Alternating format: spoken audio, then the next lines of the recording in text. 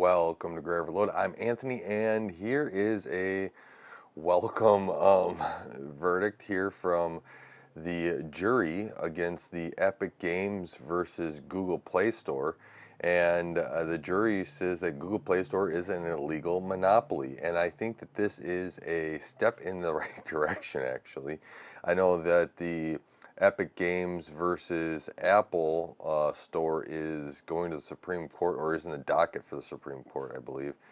And hopefully that there can be more of this. Me personally, I like the platforms to be more open, and having a controlling store that is a 30% cut or whatever, which is a significant cut, is I believe not very open to begin with, or very, um, it's basically kind of like extortion. If you want to be and I get it, there's other ways around, to get on the Google, to get onto a Google phone, but for the most part, people are going to go to the Play Store, and there's Google's. This is our way that you have, right?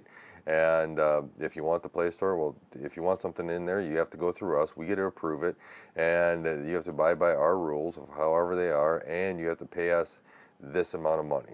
Um, kind of like extortion there, a lot of it. I get businesses have to make money on both sides, right? But not being a, OS is supposed to be, more open and stuff. This is not more open, and I'm hoping that this opens it up to maybe have another store. Maybe Xbox, when they have a mobile game store, that will be a game store that's added on and that you can, have on there. Maybe Amazon with their app store, that gets more, you know, more eyeballs now and gets on there. Maybe we'll start getting a push here. I know Google's going to try to appeal this, but it is a jury verdict, so hopefully that is a little bit harder. And this is going to, as a developer, I think this is a win for app developers. I think it's a win for consumers. I think it's a win for game developers, right? Those, core practices can maybe start subsiding here, because there's a lot of companies out there. Steam, I don't know exactly what the Xbox store is, like an Xbox or on Windows, how much the cut they take, but I know Steam is around 30%. Epic Games is a lot lower. I think it's like around 12, and if you use their engine, that's even less, right? Or to a certain amount. So it allows developers to retain more of that income, and then you can put that forward into more development, into better games, into resources, rather than, trying to figure out how you're going to be able to do it. That's why I did a video on Unity having their changes, right? And they had to walk that back, because that is a negative to both consumers and actually to developers, right? The consumer side, when they were raising the prices, that means developers have to maybe move to some other engine to be more profitable, or to actually, retain talent, and that is a delay in games to consumers, right?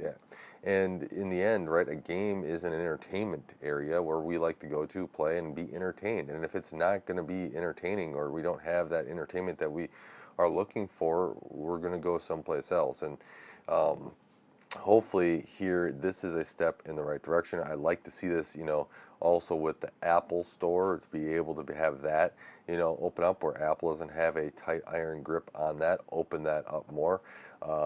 If you're first time to this channel, you'll know I'm much more for open source stuff than I am for, closed off sources. I get there's certain things that need to be that way.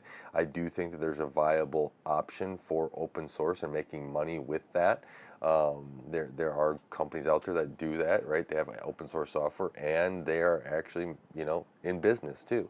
So I think that there are ways around this, but overall, I think this is a great step in the right direction. I mean, Elon Musk congratulated Tim Sweeney on this as well, and he said on to Cupertino, on to Apple. People are saying Apple next, and the appeal, and he, like I mentioned before, Tim Sweeney came back and said the appeal is in queue for the Supreme Court of the United States. And these are things that, as we break these stores and lockdowns open, we're kind of getting back into, there's another story, everything else, but we're kind of getting back to what I grew up with, where you downloaded anything and you ran it, and there was a whole bunch of software. It was wild wild west, right, of software. And I think that is the well, I get the whole security side. I get that you want to maybe make sure this stuff is that wild wild west was like you could run anything. You had control over these items, unless it was malware or virus, but you had control over this, and you had the ability to control your device of the way you wanted to use it. Your computer, the way you want to play, games. Yeah, all these games now still have a ton of mods with them, right, to make them better or more playable, or to make them unique. And these are things that games still understand, right, with this. And while other pieces of software, I think they're trying to control it more, so you don't have those options, which is kind of weird. Taking away that freedom that you're able to do with what you bought and what you own. So with that, I want to do a quick video on this because I think it's a great step in the right direction. I think this is a movement, a movement that I hope more people get behind and pay attention to, because it does involve some of the right to repair, it does involve some of the openness sides of things, where we should actually have more open software, more open communication, especially with how things are done, so that there is not a closed off wall garden that only certain people can get into,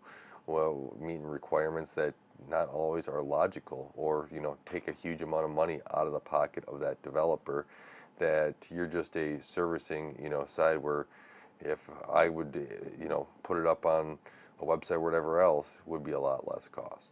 So with that, I want to say thank you so much for uh, watching and listening here. If you decide to just pop it up and listen, let me know what your thoughts are on this below. Do you think this is a move in the right direction? Do you hope that it continue and that we get more momentum behind this and see more of this type of thing happening?